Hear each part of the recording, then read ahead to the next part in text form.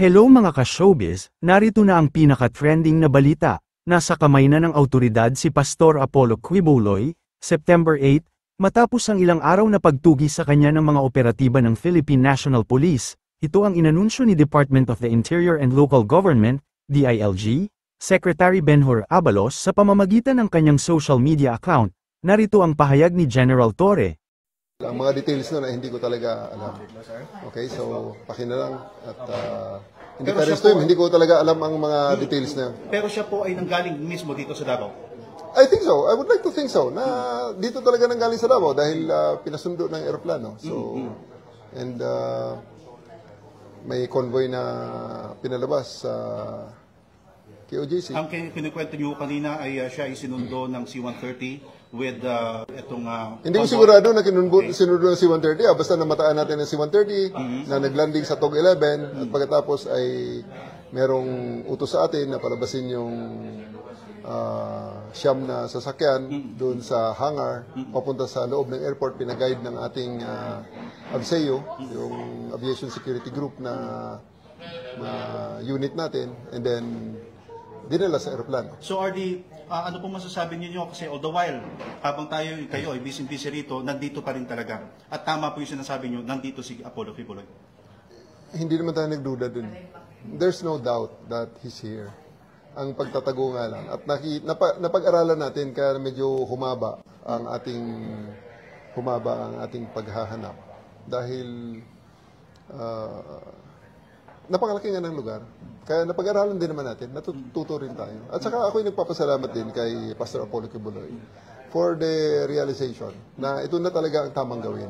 Kundi harapin na lang talaga ang batas. Ano po masasabi niyo ngayon sa inyo pong sa tropa na matyagang nagantay, nag-operate for 16 days, nandito sila? Ako'y lubos na nagpapasalamat sa ating mga kababayan.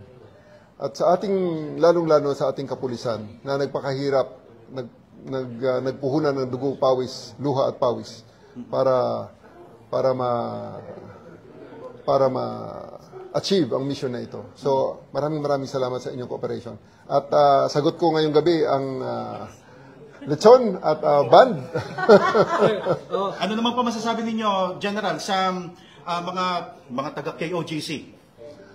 Well, ako'y nagpapasalamat din sa ating mga kapatid sa KOJC sa kanilang kooperasyon. At may mga pagbabanghayan siguro, hindi pagkakaintindihan, at may mga engkwentrong mga maliliit lang naman. So, I do hope that this will be the start of the healing. At hindi tayo magkaaway ho. Hindi nyo ako kaaway. I just played my role. Ito po talaga ang ibinigay sa akin na role, ibinigay sa akin trabaho. Kung kaya't ginawa lang ho natin ito in accordance to how we perceive, on how we do it our way. Hello, sir.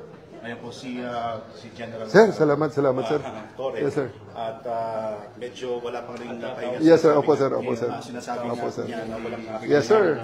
Thank you, sir. Even siya ay wala pa rin pahinga ngayon. Pero for 16 days, nagkaroon ng magandang resulta itong kanilang naging operasyon.